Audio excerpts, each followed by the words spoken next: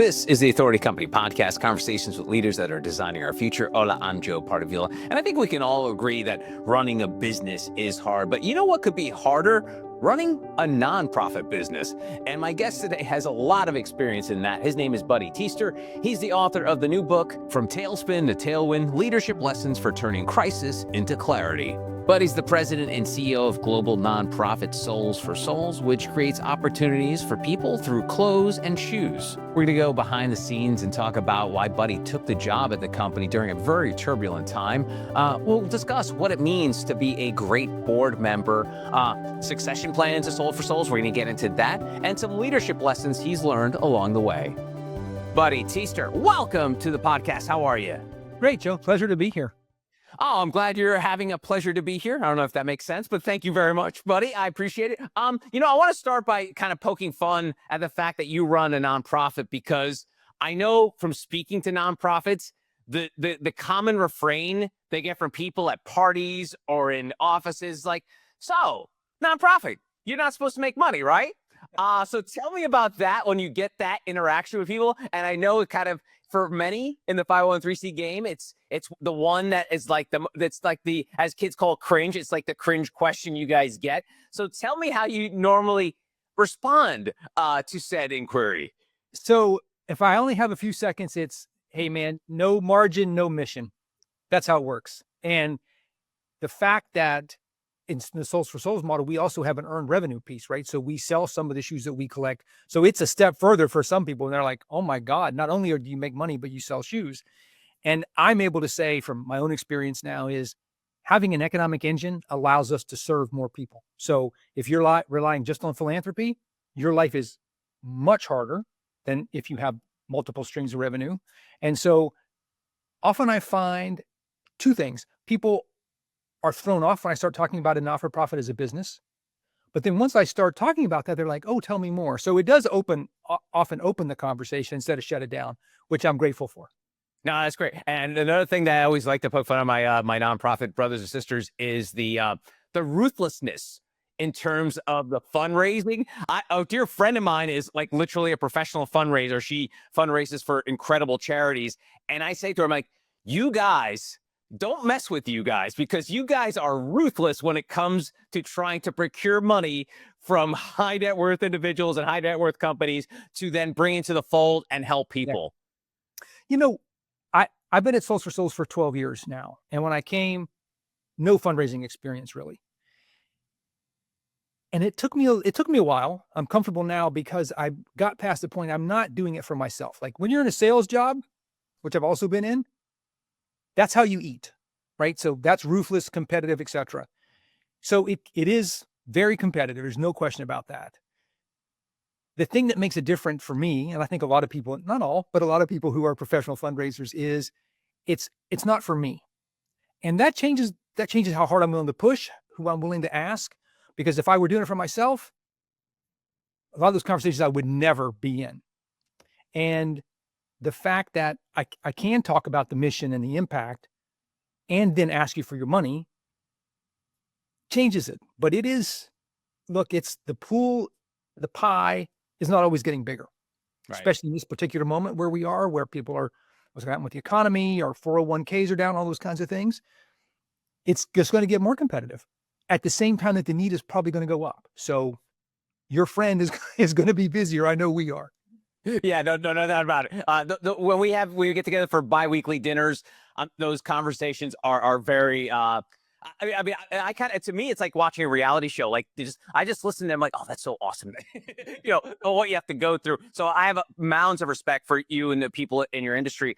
So let's step back a little bit and talk about Souls for Souls. And I understand that you guys break down impact into four things, like for the planet, for opportunity, for relief, for every kid. So give us the grandiose vision of those four ways you impact people and what Souls for Souls does. Joe, I think I'm going to go up one level first and say the reason that we do all of this is to create opportunity for people. So we do that with shoes and clothes. That's what we've chosen. But the idea is at the end of all this is that it's going to open doors for people to help save the planet, to take care of their immediate needs, to maybe go back to work or go to school. It's going to be a way for kids in particular who are experiencing homelessness to feel like they belong and that they can show up. Or it's going to be a way for people to create economic opportunities so they can take care of themselves and their families. So without understanding that, it's hard to jump into the 4 programs. So creating opportunity for people is number 1. The For the Planet piece, Joe, it's not really a program so much as a foundation. Every year we keep millions of pounds of footwear and apparel out of landfills. Not forever, because right now there's almost no good way to recycle a pair of shoes, for example. But if we can extend its life and get it in the hands of people who can do other things with it, that is probably the highest use for most of what we receive. And whether that is through our For Relief program, which is providing new shoes and clothes to people in need right now. So it could be after a natural disaster. So earthquakes, fires, floods, tornadoes, war, all those are situations where we respond with new shoes, clothes, socks, underwear, bras, all those kinds of basic needs. For Every Kid is a program, it's about to be 5 years old, where we're providing new branded athletic shoes to kids experiencing homelessness. And that sounds great, right? I mean, who can argue that that's a good thing to do? But what I will tell you, Joe, after almost 5 years of doing it now, it is so much more than that. It allows these kids to feel seen, like they can go to school without fear of being bullied or made fun of. They feel good about themselves to the point where they want to come to school. If you're experiencing homelessness, you already have a bunch of barriers for why you're not going to make it. You didn't eat, you don't have transportation, you don't have an alarm clock, no place to do your homework, whatever it is. Shoes are another barrier that turns out to be way more important than even we guessed.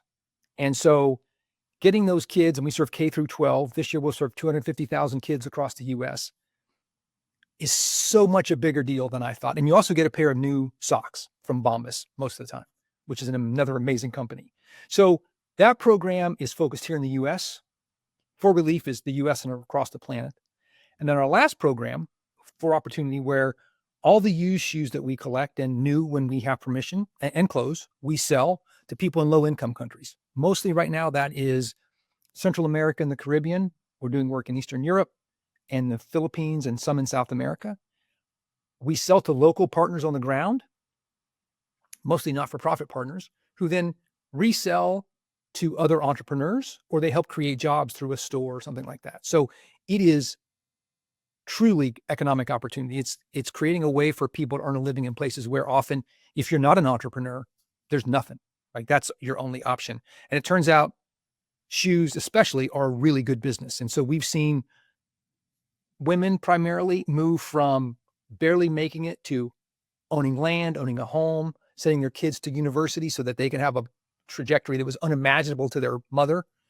And that happens because the Souls for Souls model allows them to make enough money to change their lives. It's not just hang on money, right? In many cases, it really allows them to imagine something different for themselves and their families. And so when someone wants to talk about, do you make money or not? And I say, we sell shoes, and I see their eyebrows go up.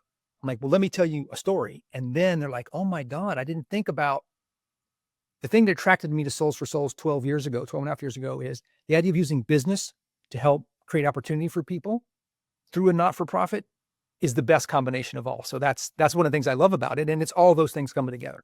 Ah, that's great. Great. That's awesome. Thank you for sharing that. All right. So let's talk about what led you to write the book, From Tailspin to Tailwind. And you write about sort of your early days. It was not a great time for you to join the organization. So what attracted you and how you were able to get through on the other side?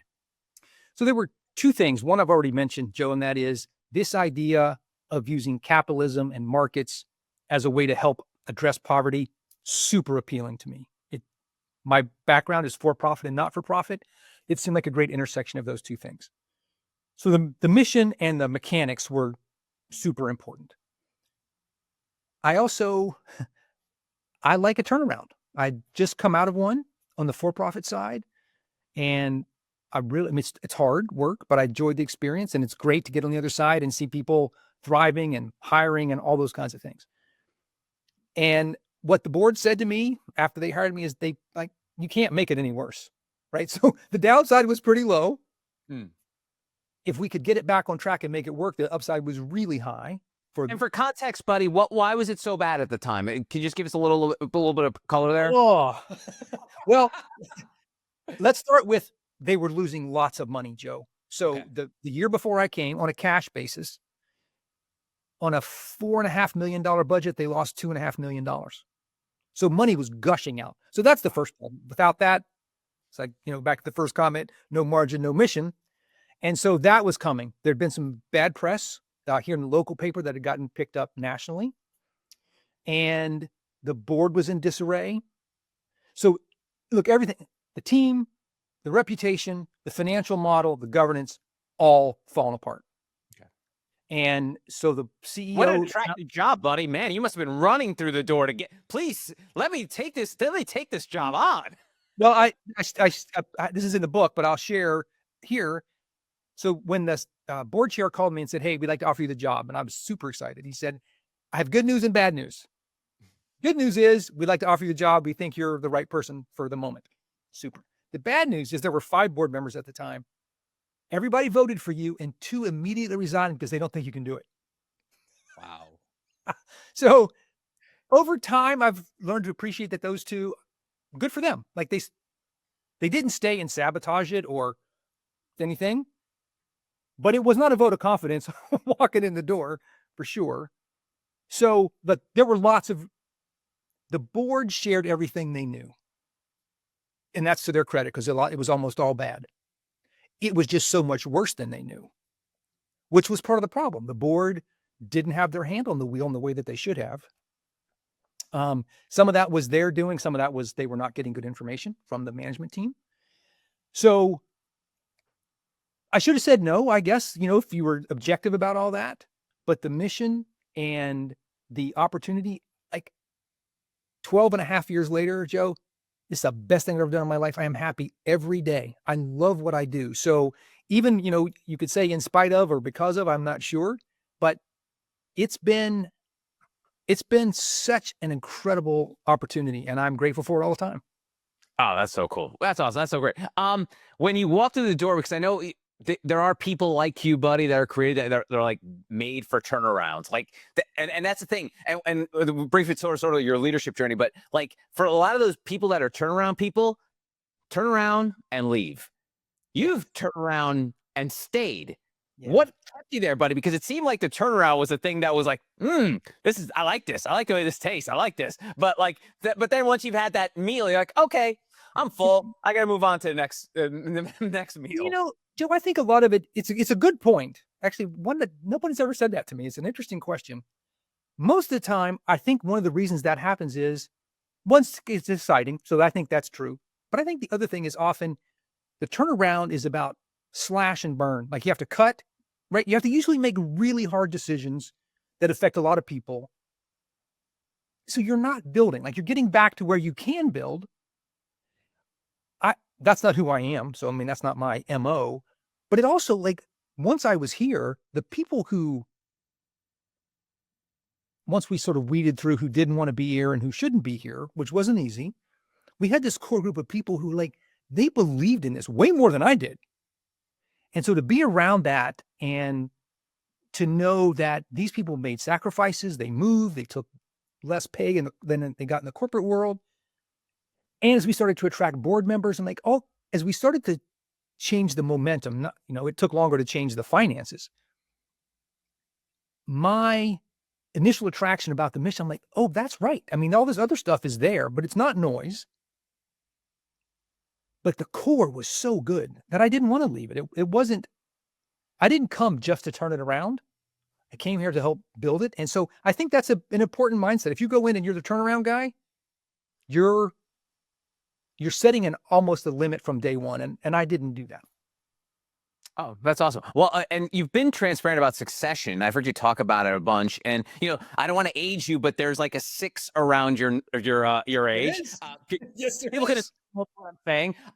But succession is a tough and tricky thing. I mean, publicly, we're seeing it play out with the Walt Disney Company.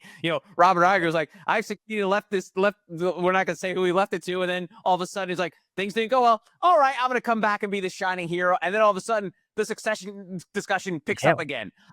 Exactly. How do you feel like now that you've put in all this sweat equity of like over a dozen years doing this, will it be hard for you to think about that success? Because this is a conversation I have a lot with a lot of entrepreneurs and CEOs, because it's one of the things, like, once they've been able to get something to a certain point, I don't know if it's like ego, but they don't believe that it would be safe in anyone else's hands.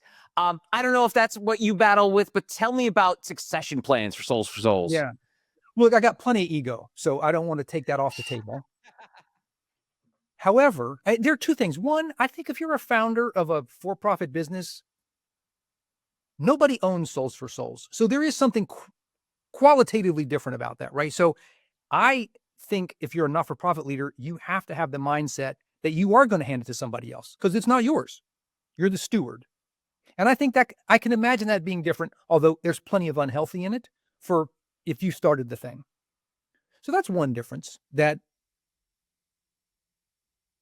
there's no way to negotiate that away, right? That's a fact. I'm 61. Two things have happened in the 12 years I've been here, but in the last 5 years. In May of 2020, our COO, who had been the second employee at Souls for Souls, so he was here long before I was, he wanted the job that I got, so it wasn't automatic, but he became one of my best friends. Like, we were side by side in so much of this. And then he died from cancer in May of 2020. Wow, sorry. Right during COVID. I mean, it was awful. It was awful for everybody here. It was awful for the organization. And yet it was a transformative moment in many ways. So much was in David's head that when you talk about succession, it went from being like this abstract, no, it's right now. So that was one moment. And then just a little over a year ago, in March of 24, our CFO died very unexpectedly. So look, I don't wish this on anybody, but 2 deaths on your executive team in 5 years makes you realize that succession is not bullshit. It has real implications for how you do stuff right now. And so between it is my job to figure out how to transfer it to somebody else at some point, and we lost these 2 incredible people, we talk about succession openly all the time here. So this is not something that just happens with the board or the executive committee. It happens with the exec team and the entire organization. So we set a big goal in 2017 to have $1 billion in economic impact by 2030. And it has become a key metric, decision maker. It's super important. We're going to get to that in 2029 or 2030. That's about when I'm going to be 65. Like, so those things kind of line up. And so we're talking about it. We're talking about it on the exec team. I'm talking about it with the board. We've been brought in some outside help to talk about it. So and I don't want to, the trickiest part, Joe, is I don't want to stop. I love what I'm doing. So the ego part is not that nobody else can do it, because I know that's not true. But what am I going to do is a big question. And so I got to think harder about that than I have, because I don't want to hang around here and ruin it for who the next CEO is because I'm hanging around. That's probably pretty terrible. I can't take a board role. That's not how it works at this organization.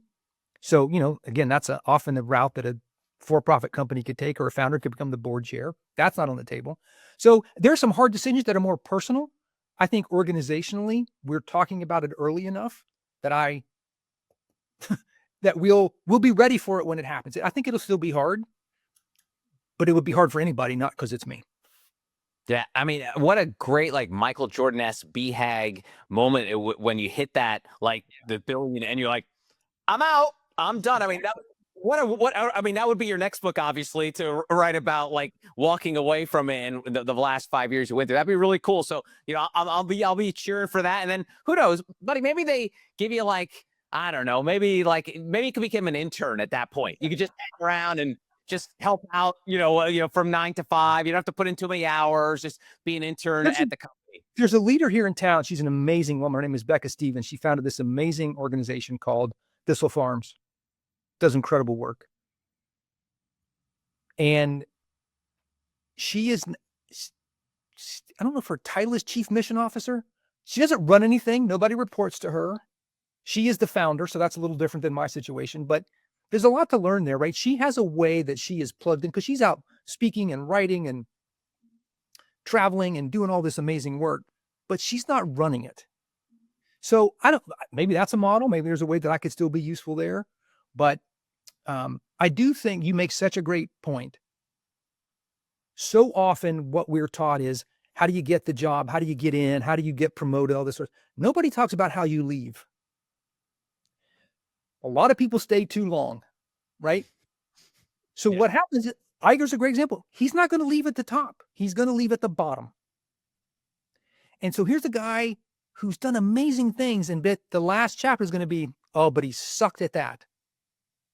And so that's in my head a lot of how to leave well for me personally, so I don't stop work and then turn into this dud of a human being, but also that the organization is in great shape, that the handoff. So all that is wrapped up in how we talk and think about succession. And so far, we're doing a pretty good job of being honest about the personal stuff as well as the professional side. I love that. I appreciate your honesty. Thanks a lot, buddy. And I wanted to dig into a little bit into your leadership philosophy that you write in the book, and you talk about the concept of N equals 1. Tell me a little bit about that in terms of how it guides your philosophy as a leader. Yeah, which is funny because I'm here talking in this podcast like I got something to share. But so I was a long time, I was an ultra runner, and my knees are shot now, and so I'm an ultra hiker for the most part. But there was a magazine called Ultra Running, super clever name, that had a column called N of 1. And what this guy's MO was, when you're running 50 or 100 miles, like, you don't get to practice that very often, right? It just takes too long to recover, takes too long to pull off, and too much help to get it done. So he would write, but he would say, this is N of 1, meaning a sample size of 1. This is what worked for me.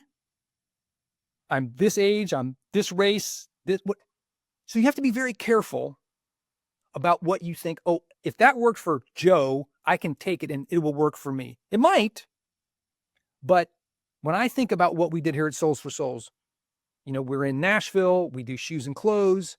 We had a founder exit that was really traumatic. We had this bad press. We did these things to get back on track. Maybe there are lessons there. I just want to try to have enough humility to not say you should. God knows what you should do, but here's what worked at Souls for Souls. And so that N of 1 is a caution to anybody reading it, and also a reminder to me, like, slow your roll there, pal. Some of this is good luck. Some of this is all, in retrospect, you tell the story and it all makes sense. It wasn't always that clear in the moment, but it doesn't mean it's not helpful, I hope. No, that's good. That's good. And on the subject of leadership, you mentioned board a couple times in our conversation, and coincidentally, I think Milledge Hart is one of your board members, and I produced a podcast of his like 5 years ago. So small world. Tell me about what makes a good board member, because in my position, buddy, my day job, helping entrepreneurs become authorities, it's a lot of things. They have like a couple things they want to check the box. One is they want to be a public speaker. One, they want to like build their company up. And inevitably, one of them is, I want to be a member on boards. Yeah. And when people ask me that, I'm like, do you want to be a member on boards just because you want to be a member on boards, or do you want the responsibility of being a member? It's like when people say, hey, I want to do a podcast. I'm like, all right, yeah, do you want to do the podcast, but do you really, really want to spend all that time doing the research and the homework and all that? Do you really want to do it? So what do you think makes, you could even brag on Milledge a little bit, but what do you think makes a board member? Well, look, I write about Milledge a lot in the book. We've been friends for 30 plus years. He's not on the board now, was an extraordinary board member. He was the right person at the right time. All that stuff in 2020 when David was dying in COVID, he was our board chair, and man, unbelievable. So I think there are a couple of things, and this is true whether you're not for profit or for profit. There are obviously some differences, but a lot of it is the same, I think, if you're good at it. And that is, you put in the time to understand it. You realize that you're not running the business. Like, it's not your job to make management decisions. That's a hard one, I think, for not-for-profit and for-profit. And you have a responsibility to the organization that goes beyond, are you my friend?